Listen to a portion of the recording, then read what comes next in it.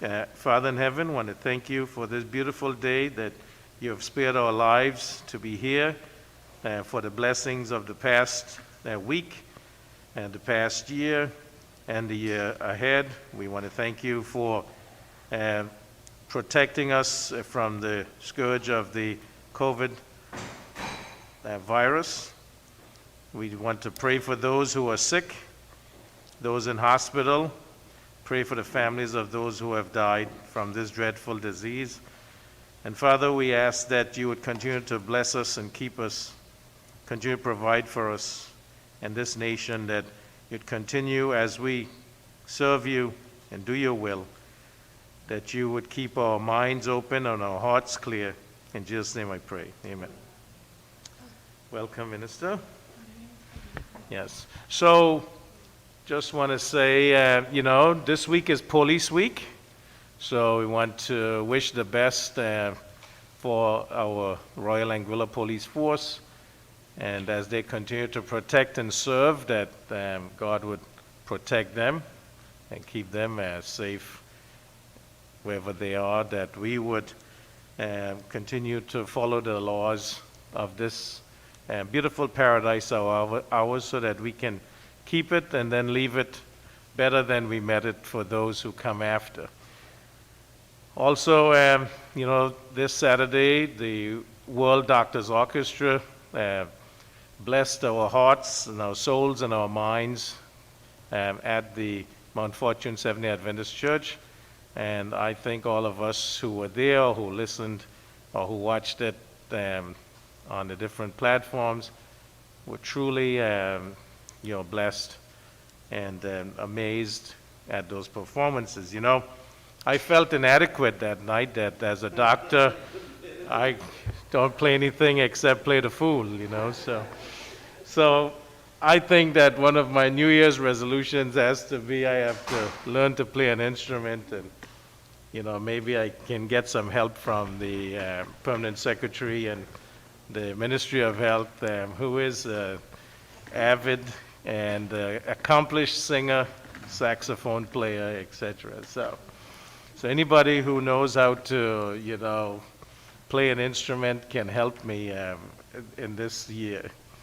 All right. So I just want to, thank you all again for coming out, and welcome to the ministers who are here. And I'll turn over to health so that we can get an update on what's happening in health in Anguilla. Thank you. Thank you very much, Premier. Good afternoon. Just to follow on to what the Premier has said, the mere fact that we could have had that function on Saturday from professionals from all over the world basically speaks to the environment we are in now in Anguilla, and the safeness we have, the safety we have, even though we do have some cases there. But in terms of how we manage things, I think it's very impressive as to this group could come all the way from around the world and be here with us. And I think they want to come again next year. So we see how that goes. So we're hopeful that between now and next year, the Premier can be able to at least play a recorder so that he can at least follow on with Mary Had a Little Lamb. Yeah? Dr. Isha.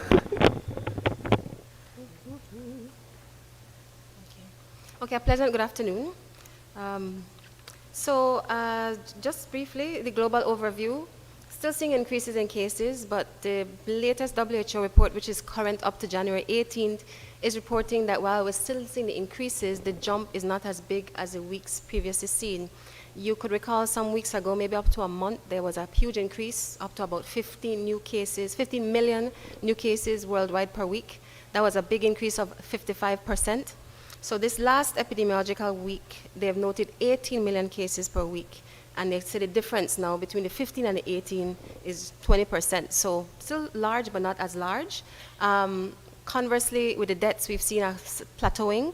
So I guess that is some good news that and a huge surge in deaths has not accompanied the big increases we've seen over the past few weeks. That is to say that, of course, everything is still at a very high level, including the cases and the deaths. You're averaging 45,000 new deaths every week still, and that's a lot. So as of January 16th, globally, we've had 323 million confirmed cases and more than 5.5 million deaths worldwide. Similar picture in terms of the countries that are leading the number of cases, including the US and so on. Nothing much to report on the Omicron variant. It continues to dominate and become more and more dominant. The last samples that were sequenced globally, worldwide, over the last 30 days, Omicron was a whopping responsible for 72%, that's a lot, followed by Delta, and then the others less than 0.1% each, right? So you're seeing that dominance, and of course that is being linked to the cause of the surge in cases worldwide. So we continue to see those clusters and transmission of this variant. For us in Anguilla, just to report, as of this morning at 6 a.m., we've had a total of 2,270 confirmed cases. Of those, 2,139 have recovered. 124 are considered active at this time. And we're still at 7 deaths. Thank goodness we have not increased in deaths. A point of correction from last week, it's actually a little few more males, one more male and female, which is basically the same number. So out of the 7 deaths, it's 4 males and 3 females. And of course, we talked about age as the underlying risk factor in addition to chronic diseases, particularly diabetes. So the ages were 55 to 91 years old. Actually, 6 out of 7 of those were 60 plus, so older age group. And of course, the unvaccinated to vaccinated, we have 6 unvaccinated to 1 vaccinated. Currently, at our isolation unit, there are 5 adults, unvaccinated adults, hospitalized, 2 females and 3 males. We received more results from sequencing on Friday from the Caribbean Public Health Agency, CARPHA, and for 9 samples that we had sent during the week of January 7th, all came back Omicron. So no more Delta from this batch. And interestingly enough, 5 of the 9 were from local transmission, local and community transmission. 4 were imported cases.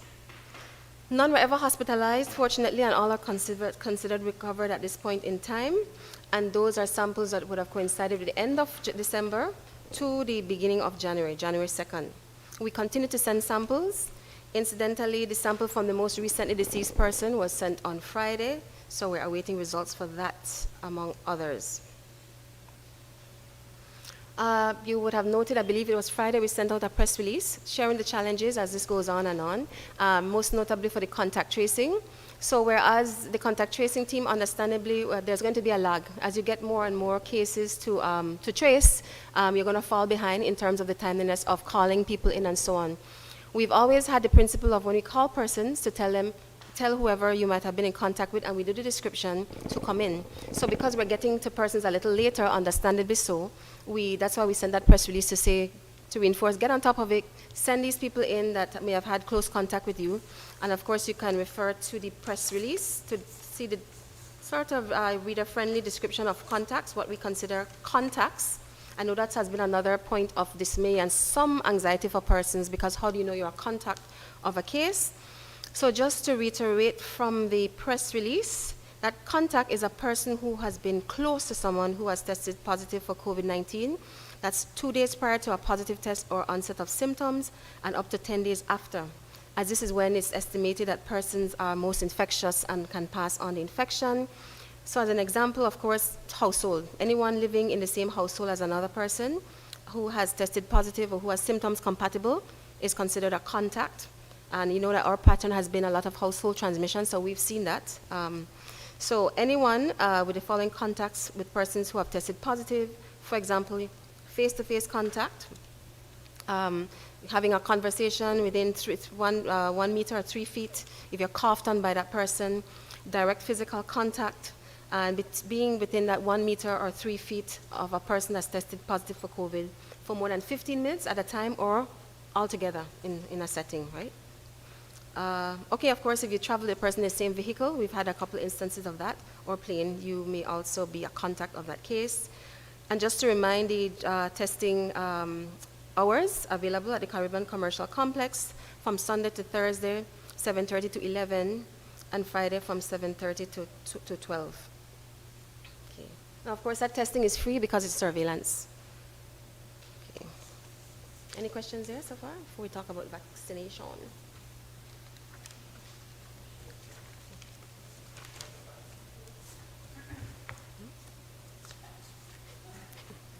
Yes. Okay. So vaccination deployment continues, and as of January 19th of 19th of January, sorry, that was Friday or Wednesday, we've had a total of 10,187 first doses and 9,318 second doses administered. So we're looking still at around 61% of our population, right? We're doing okay with the Pfizer. We continue to see that gradual increase and coverage. For example, the 12 to 17-year-olds, we are at around 35% of that estimated population having received a first dose. And then the boosters, that the upcreep, we continue to see as well. 1,803 booster doses, right? So slight increase again. You note that the vaccination schedule is posted online on our Facebook website, the Ministry of Health's Facebook page.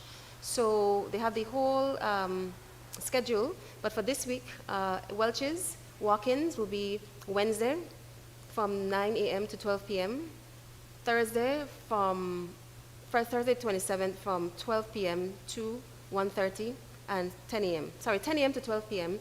and then 1:30 to 3:45. And then for the Western Polyclinic, this Friday, 1:30 to 3:45 p.m.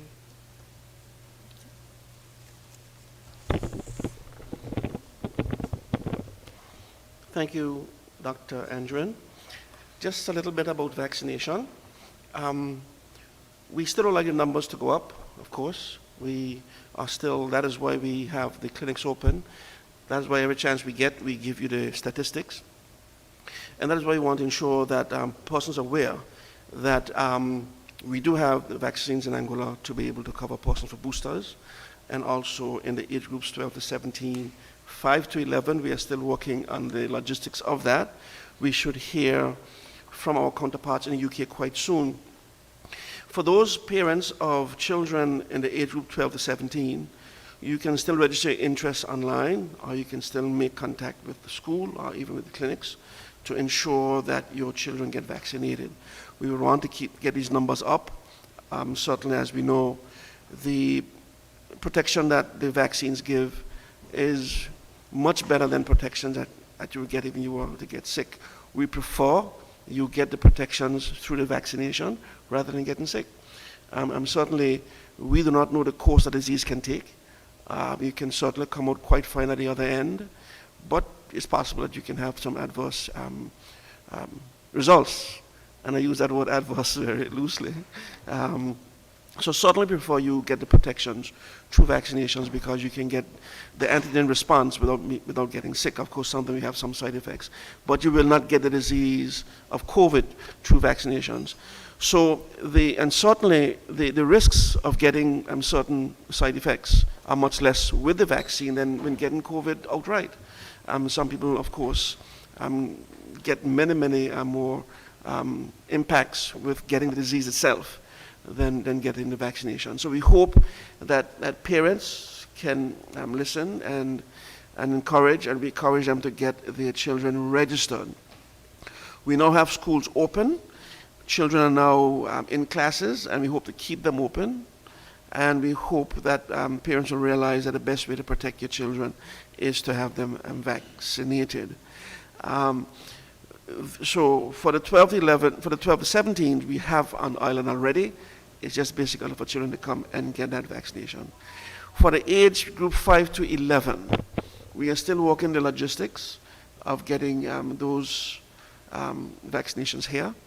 But we encourage parents again to ensure that they register their interest, to ensure that they get their children protected, because it is the best way to sort of ensure that we decrease our likelihood of hospitalization, we decrease the likelihood of great sickness, and we certainly decrease the likelihood of death. So we will be hearing more from us with regard to our 5 to 11s. When we do get that vaccine here, how we're going to roll that out, we're going to hear much more about that. But in the meantime, please go to beatcovid19.ai and register interest in your child getting the vaccine. It's critical.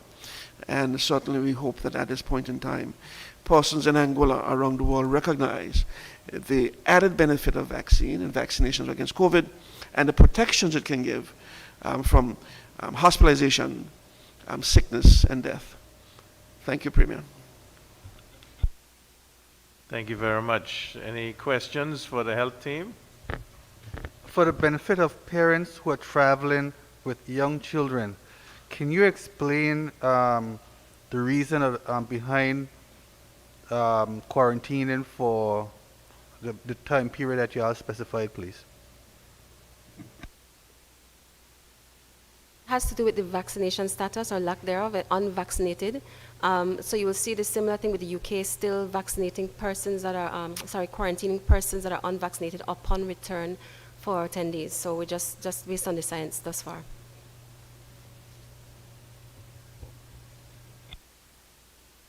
Question from the Herald. Worldwide with the Omicron, they say more and more young people are getting it. Do you see a trend like that here in Anguilla with the young? Remember, it was always, what we're seeing from before is more the status. Unvaccinated persons, really, you're expecting more infection among those. What they're saying is that Omicron will have shifted this a little bit, even in terms of the severity of illness with persons under 1. But thus far, our picture has been pretty stable in terms of unvaccinated minors and so on. Bear in mind, too, that we heretofore up to until the last 2 weeks of December, it was just Delta, Delta, Delta. And so far, based on the experiences of others, we expect that Omicron will take over, if just about indications are. So we'll see how that plays out as well.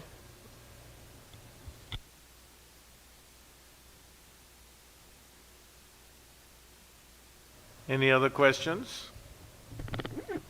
So, I think I would like to stress what the Permanent Secretary said.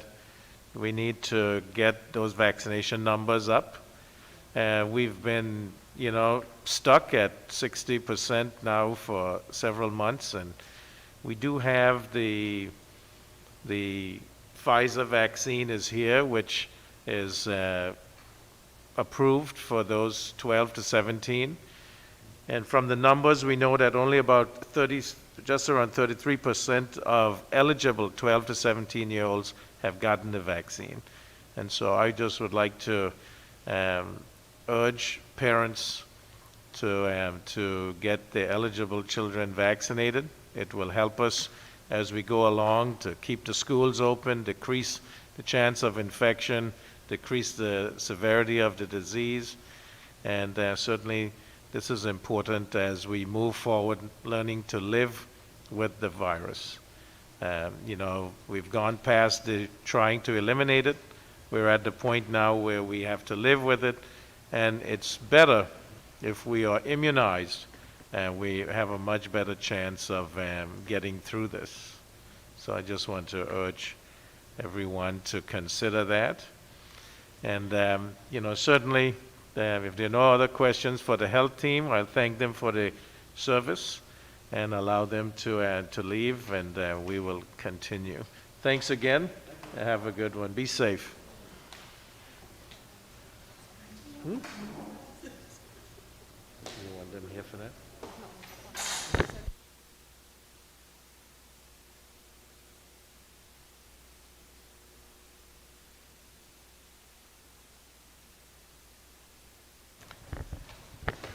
We'll welcome the Minister for Economic Development to the table. And at this time, I'll turn over to the Minister for Social Development and Education to update us on the ministry. Good afternoon, everyone. Can you hear me with the mask on? Okay, good. We, of course, have been rolling out a new testing strategy at the schools. And we've received a bit of a mixed reception from parents as to the strategy. And I wanted to provide some clarity as to why we are now using the new strategy, how it works, and what we're trying to achieve. Before we would have implemented this strategy, our strategy would have been to test students who have been tested students who have tested positive or who would have been made identified as contacts of positive persons would be identified, and if that child was in a specific classroom, we would ask that classroom, the entire classroom, to isolate, which means all 30-something students, including the teacher, would be required to go home. That had a major disruption for the continuation of face-to-face education, and therefore we have moved to another strategy in order to enable and ensure that we can continue face-to-face education. That strategy includes the testing of students who have been identified as contacts of a positive student or teacher for a period of 7 days. That period has been earmarked based on the UK guidance, but it is also put in place in order to ensure that if we have one student who has tested as positive, and we look at our seating charts, we're using our seating charts in order to enable us to determine who is a contact. We will look at the 4 students surrounding that positive contact. We'll identify those students as contacts, and those students have 2 choices. In order to stay in face-to-face education, they can submit to be tested for a 7-day period to re-enter the classroom, or they can remain at home in isolation, as is the current protocols for any other person who has been made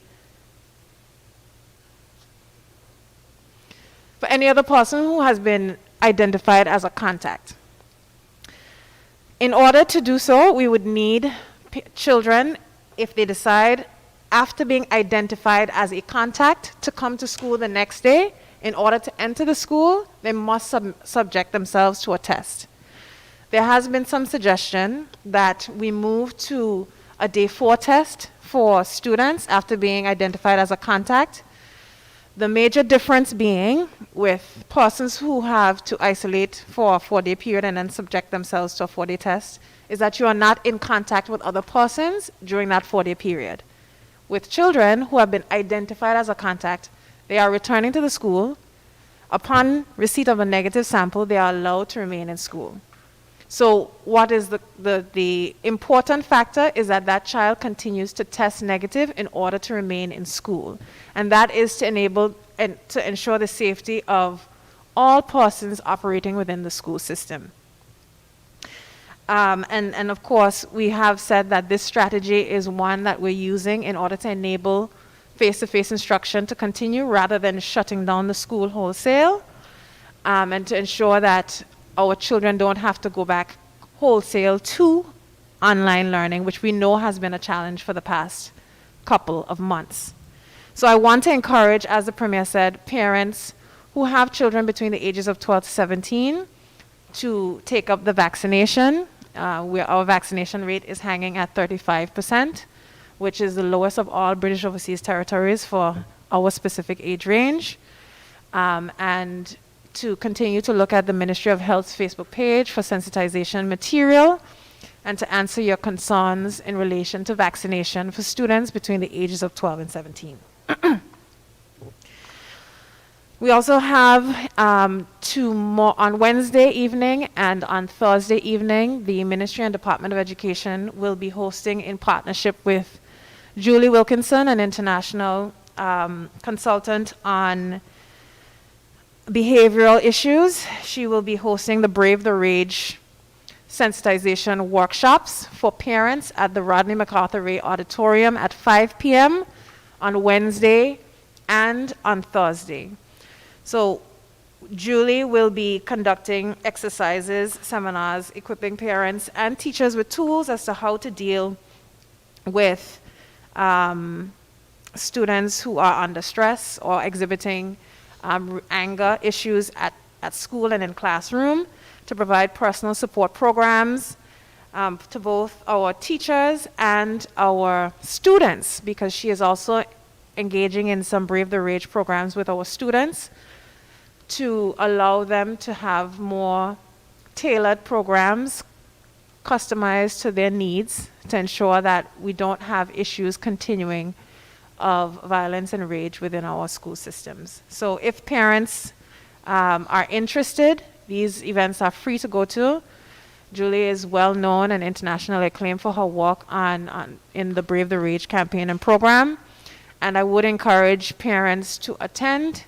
Even if you have the sweetest child in the world, it's very important to also understand the stresses under which children operate and the tools that you can equip yourself with in case that changes. And finally, in terms of an update on education and sports and development, we are also celebrating probation.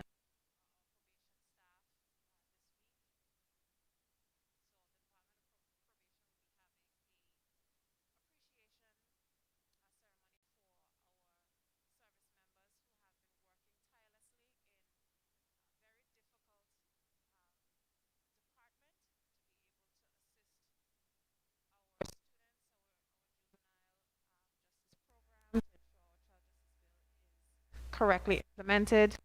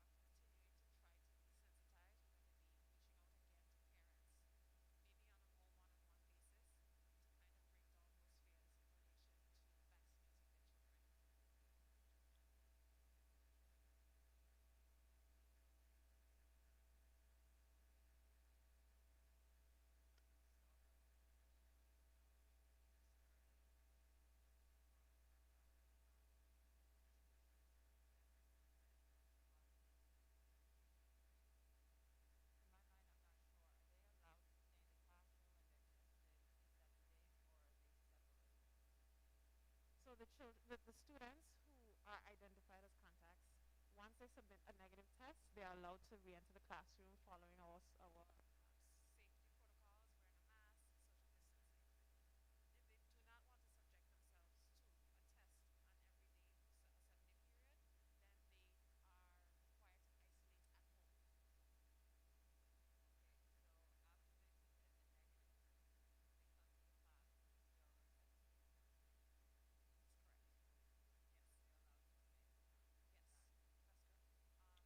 Any teachers that are tested positive, and if they have, how do you handle We actually have a lot of teachers currently who are sick with COVID, and therefore the Ministry of Education has had, and the department has had to enlist the support of a number of substitute teachers.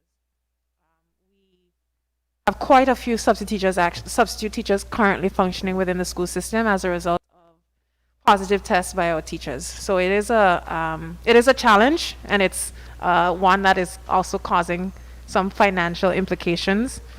So we are trying our best to maintain a level ground and maintain our protocols as best as possible. But we all know that a number of these challenges are outside of our control.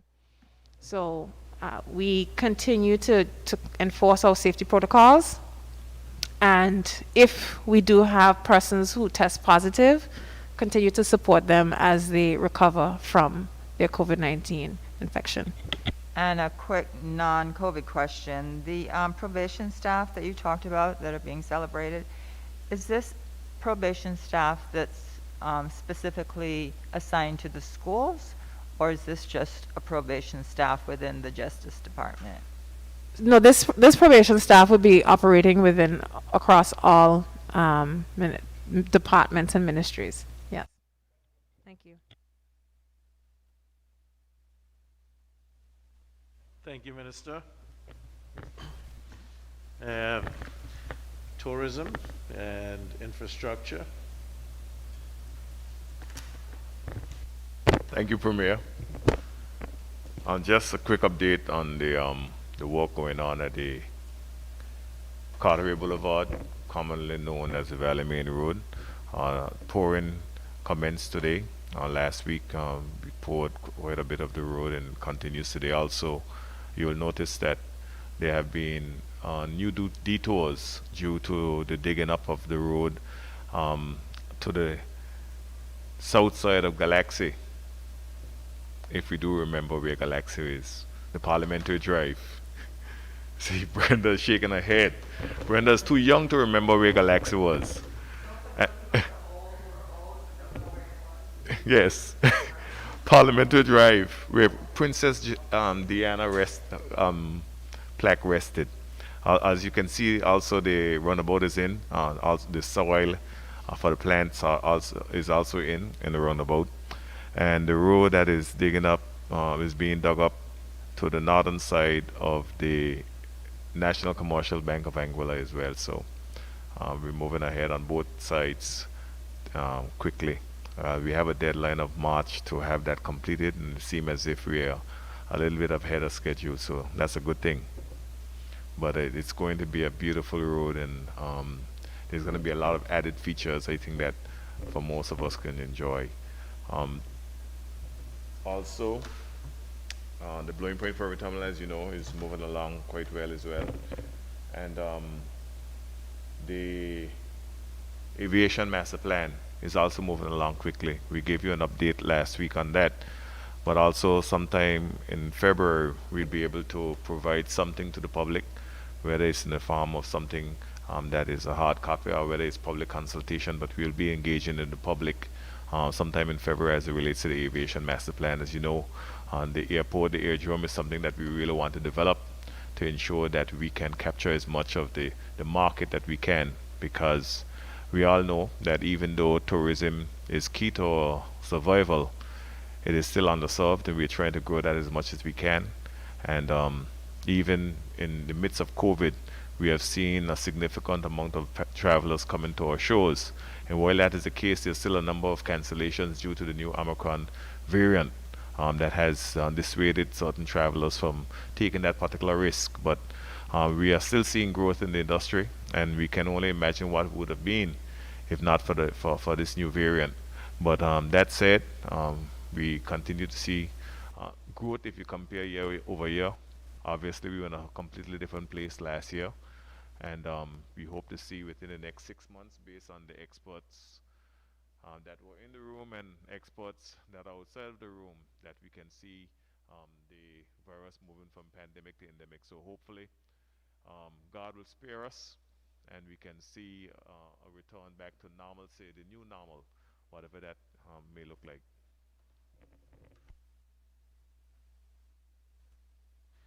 Thank you, Minister. Any questions regarding infrastructure, tourism? No?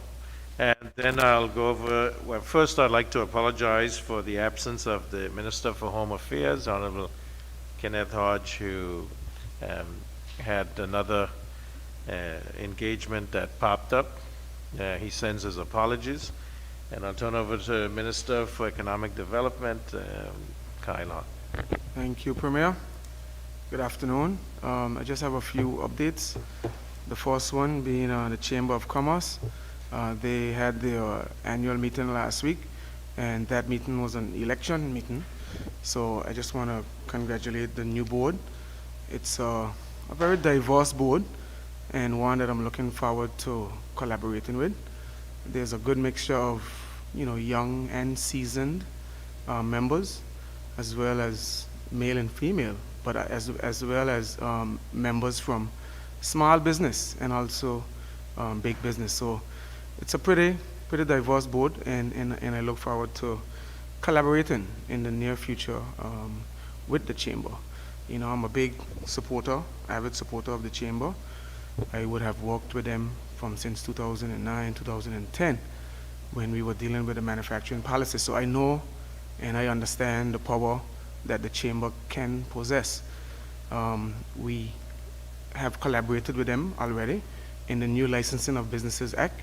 We provided for a business license board, and on that board there is a member of the chamber, and that member is Mrs. Heather Wallace.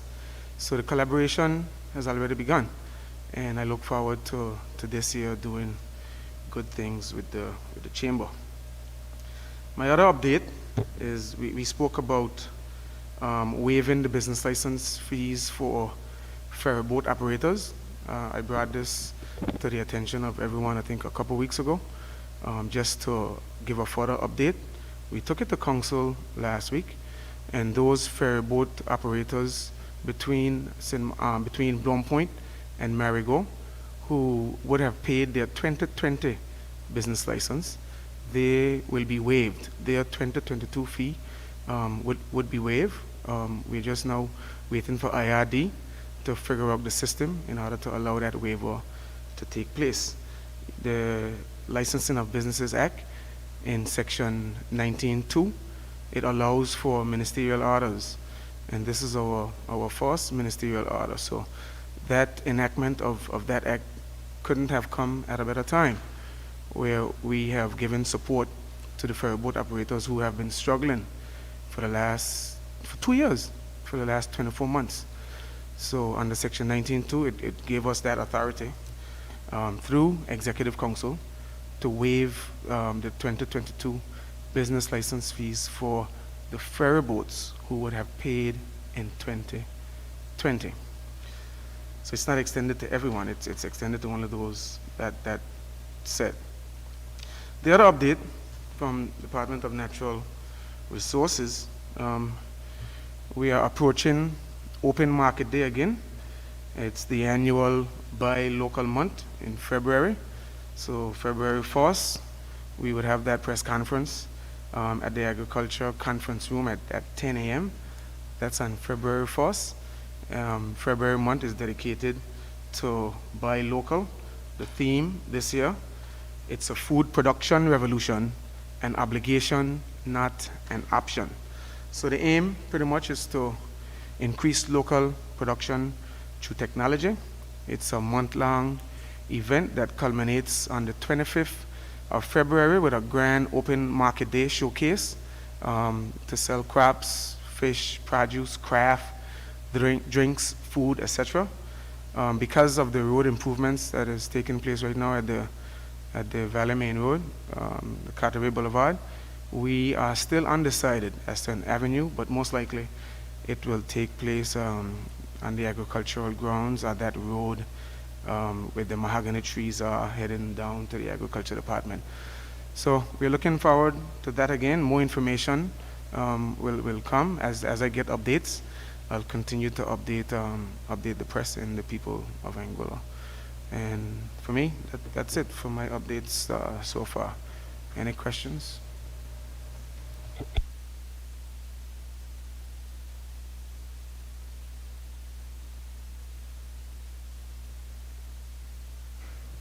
Carlton Pickering, KCN Television 4. Honorable Minister,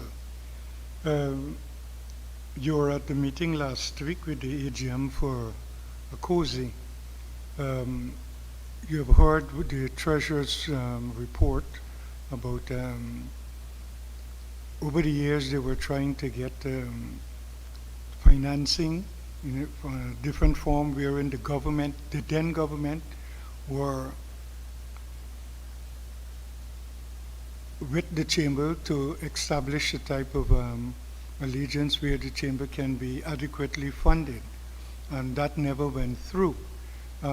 What this present administration would be working with the chamber to see that they are adequately financed, because it was the business license and the road license for everybody was raised at that period of time, so that the certain percentage would have gone to the chamber, but it never.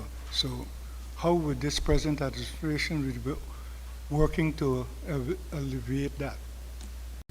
The chamber currently receives a subvention from government. Is it enough? No. I'm a huge supporter of every business in Anguilla being a member of the chamber. That's not the case right now. It's optional, but I believe there's room for discussion going forward with the chamber, with the ministers of government, with the business community, for every member to become every business to become a member of the chamber. We need a strong chamber. A strong chamber advocates for the business community. It supports policy development. It acts just like a union, the same way a union protects and empowers its union members. I think the chamber has that's a similar role to operate in the best interest of the business community and to act like a lobbyist for those businesses who are operating within the economy. So it's something that we will be discussing. I haven't met with the new board as yet, but that is something that in the near future we will all meet together to discuss the path forward. But I am looking forward to more businesses joining the chamber, certainly. Second question, is there an agriculture policy? Do we have an agriculture policy? We don't have a general agricultural policy. We have an agricultural document that was produced by Dr. Vanterpool. We would have taken snippets from that guide and we started to implement certain policies that he recommended in that document. But there's still a long way to go as it relates to agriculture and as it relates to coming up with an overall agriculture policy. We look forward later on in the year to collaborate some more with the head of agriculture and also the Farmers Association to realize more of those suggestions or recommendations that Dr. Vanterpool would have placed into his agriculture book for Anguilla. It's a work in progress.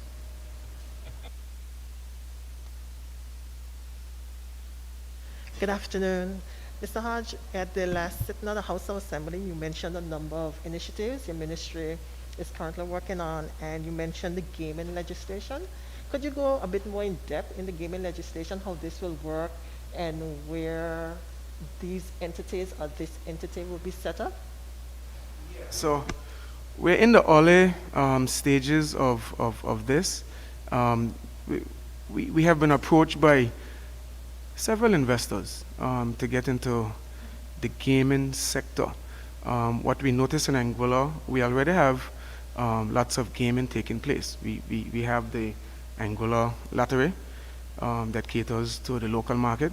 We have the Majuco also catering to the local market, but there is a niche that we can advance on, and there's much opportunity as relates to creating standalone gaming. So these are not gaming facilities that would be attached to the hotel built, not the hotel built, to the hotel projects themselves. These are standalone gaming facilities that will not be your ordinary casino, red carpets with a whole bunch of slot machines. The focus is more on upscale tables and whatever other games that I'm not a gamer, so it's unfamiliar territory, but it's it's luxury, it's ultra luxury, it's something keeping within our tourism product. It caters to tourists coming in, but also locals can take part. It's going to be membership only, and the truth is we already have some level of gaming happening, so it's just to bring it from the black market to the legal side of things. Yeah. Thank you. Yeah. Are there any plans, perhaps, though, in terms of the gaming legislation for government to receive any funds, a portion of the profit from these games? Certainly. There will be tremendous benefits to the government coffers that will spill over to the community. We have different models that we are looking at right now as it relates to to the taxes. You're looking at a progressive tax rate, depending on the type of business model it is for the gaming entity. So we are going through all that now. And in about, I don't want to put a timeline, but later down the year, I'll update you as we proceed, as we go along. I'm not sure if it's your ministry, but I understand that an MOU was signed with the new medical school. The Daily Herald didn't know anything about it. Is there any reason why the media wasn't invited? Or maybe some of the media were invited? I don't know.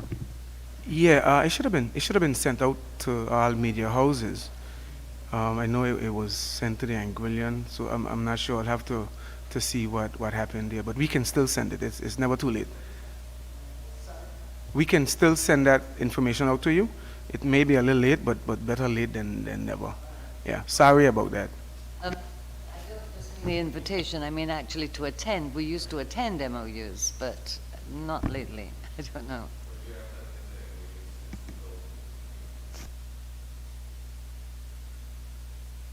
When was it signed? I don't have the dates right now. Yeah, it was signed in December.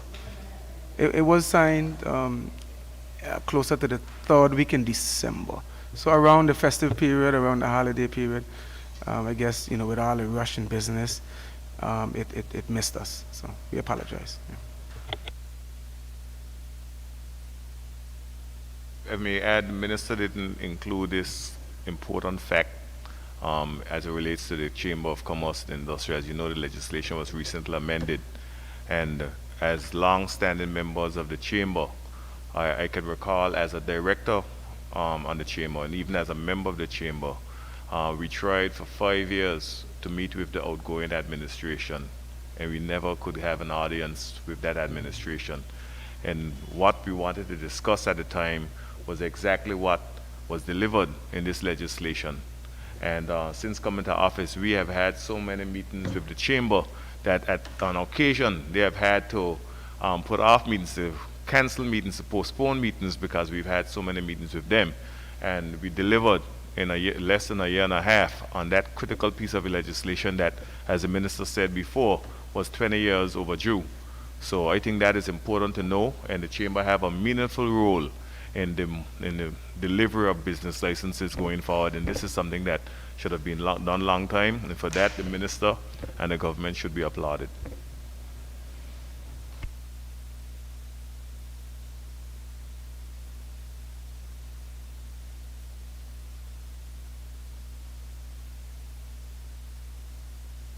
All right. Thank you. As you can tell, the minister is he's a member, supporter of the Anguilla Chamber of Commerce and Industry. And I'd say that most of us were there at the AGM. And certainly we saw that over 80% of the budget of the chamber is a government subvention. So we want to do better, but certainly we also want all businesses to become members of the chamber so you can get that representation that is necessary. Thank you for that. In terms of the Ministry of Finance, ECC, the ECCB had a policy meeting on Friday looking at Economic Resilience Fund. And basically the concerns were raised about how the ECCB can help the member states, the economies, after the effects of hurricanes and now the global pandemic.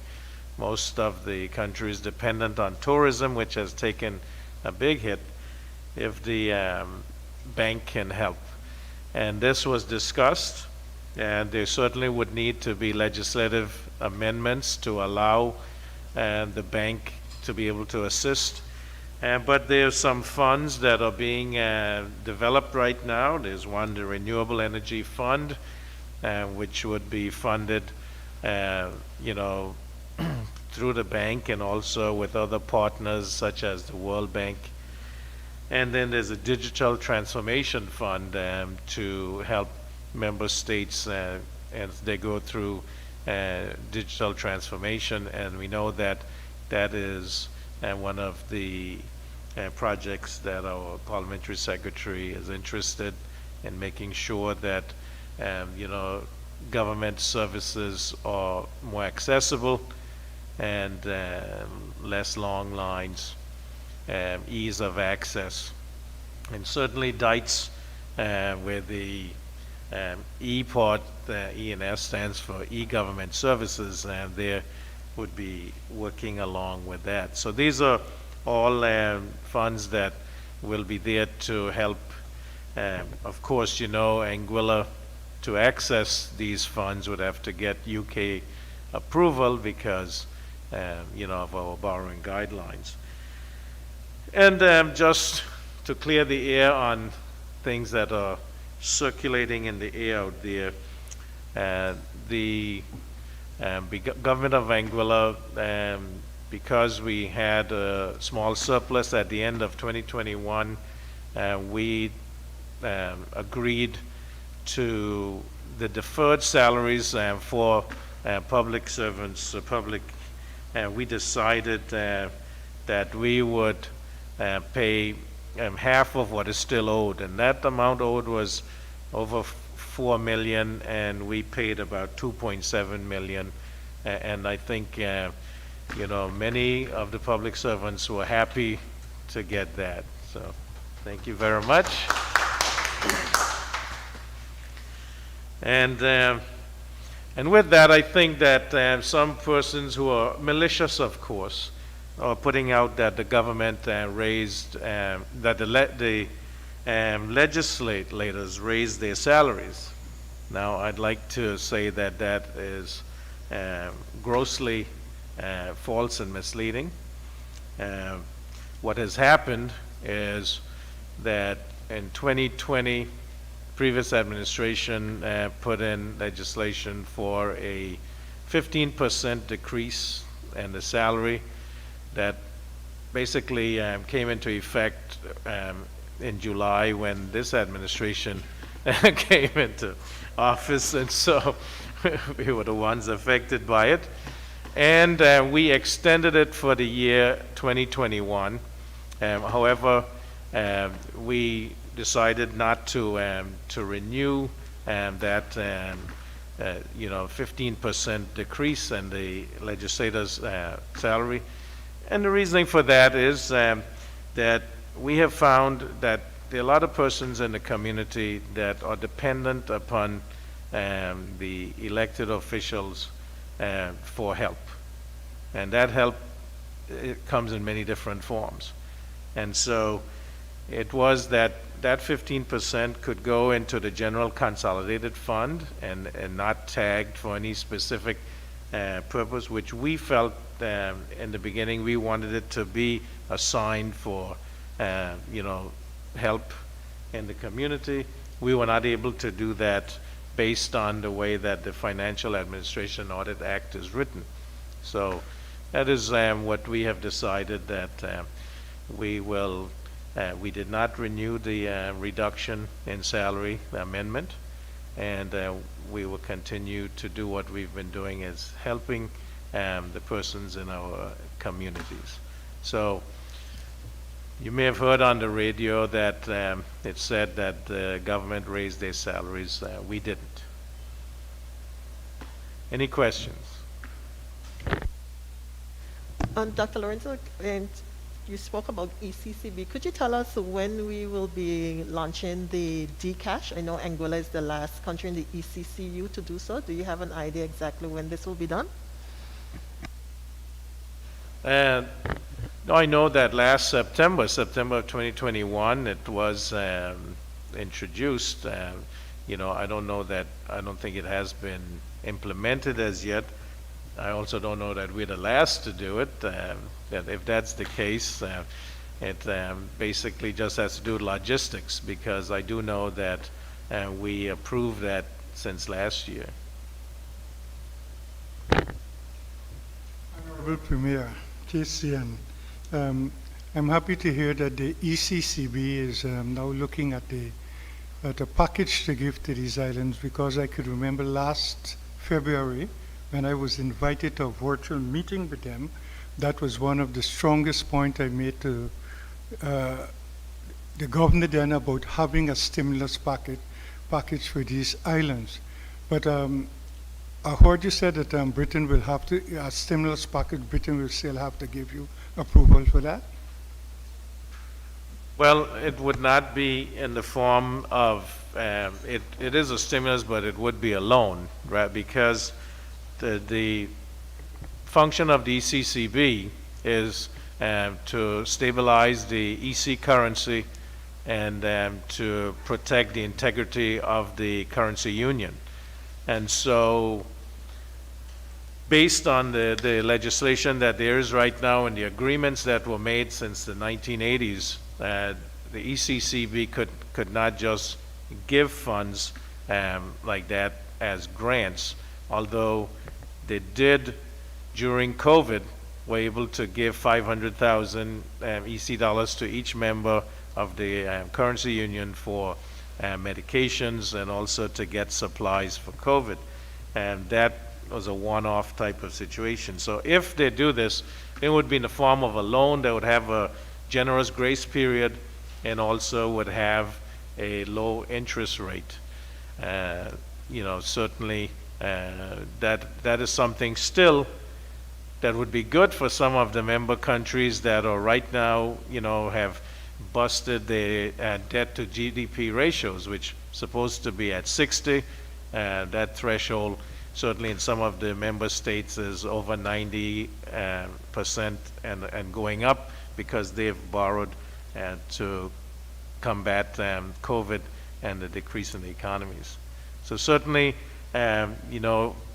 we, having exceeded our borrowing guidelines, would have to get permission from the UK if we were to participate in that economic resilience package. Well, I hope it would be a soft loan agreement going, wherein it's the interest rate on it would not be burdensome upon the islands. Along with the decash, I think the decash is still in its pilot stage. Antigua just reported on how well it is working with them. And so I think with all these states, we'll have to get that pilot project that went out to them to see how it's balanced before I think they give the launch out for the decash. You're correct. Certainly there were 4 of the member states that have been doing it, since 2020, and then the other 4 came on board in 2021 as part of that pilot program. So until they have assessed how that can be implemented and getting the glitches taken care of, I think that's why we are still behind in terms of it happening here. I have a question, not really about finances or anything, but I was asked to ask this question, and it's more a tourism question. The cruise ships that come in here, and I don't know how frequently they come in, but if and when they come in and the passengers disembark, are they tested on the ship before they're allowed to circulate amongst the community? It was a question I was asked to ask.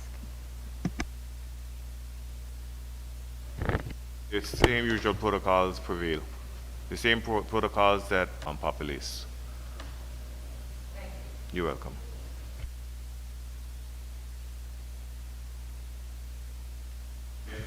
Cruise and ships do come in, along with, and the same protocols applies to the yachting community as well.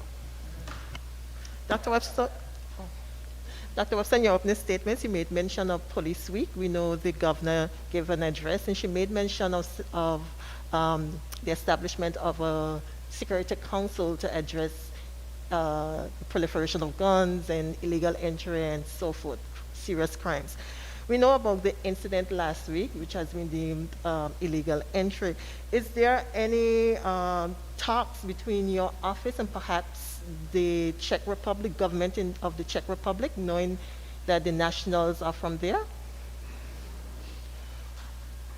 I have not heard anything else about that case more than you know at this point in time, and I'd be sworn to secrecy. So, no, but certainly that the governor office is responsible for internal and external security, and I'm sure if those discussions are ongoing, we will hear about what is going on. But I'm certainly not, up to speed on what is happening there in terms of that. And the National Security Council hasn't been formed yet, so, yeah. That. Yeah. In terms of the body, is it here? How will it be transported back to his homeland? Is there anything you can say about that? No, as I said, I'm not, up to speed on that. May say, that's a question of constitutionality, and the Constitution is clear. We are still a non-self-governing territory, and there are clear parameters and there are clear guidelines as it relates to these matters. And these matters, of course, government may be briefed on these matters, but these are matters that is delved into consular affairs, and so it would be Governor British to the Czech, etc., as it relates to these type of matters. So, and we haven't been briefed. We heard from Joseph Van der Poel the other day referencing that in preparation for the implementation of the GDT won't be ready. GST, sorry. Oh boy. The GST won't be ready for rollout in July. What process has been set in place in order to make sure that by when July 1 comes that we are ready as a government to implement the process?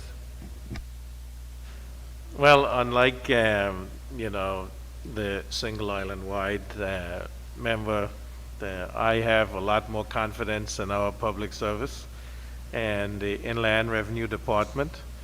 And they are engaged with a company called ECRIS, which was here for the design of the program and also involved now in the implementation plan. And there will be further communications, with the public. They are engaging with businesses even as we speak. Businesses are either asked to come in to go over what the GST will entail, what type of equipment they will need to be ready.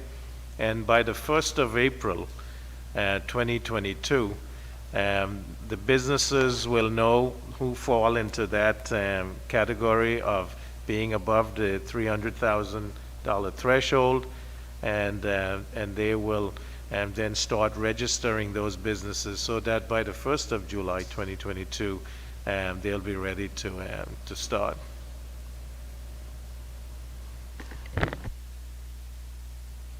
Final question for the Premier. A few months ago, we were talking about the group of auditors that were here to look at the statutory bodies, kind of audit them and deliver a report. Could you give us an update on where those reports are or what's happening with that, please?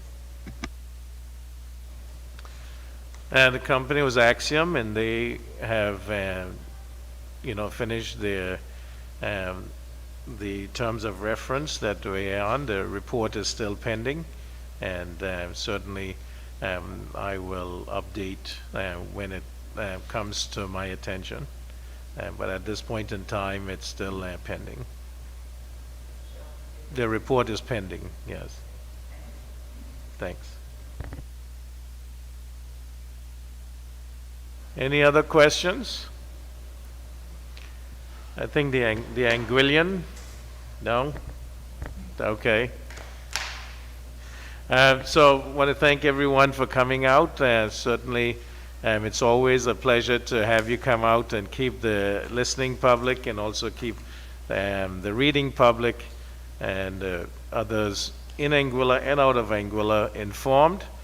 Want to thank the ministers for being here, Ministerial Assistant, Parliamentary Secretary, our Public Relations Officer, the liaison for the Spanish-speaking community. Certainly want to thank the Anguillian, Radio Anguilla, Lloyd's Live, the Daily Herald, KCN, Channel 4, and of course Dites for always being here to make sure that this happens.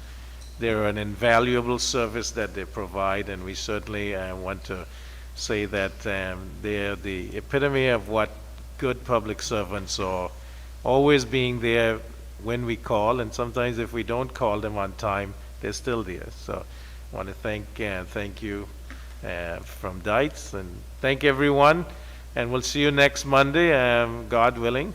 If it's Monday, not a holiday, we'll be here. Thank you.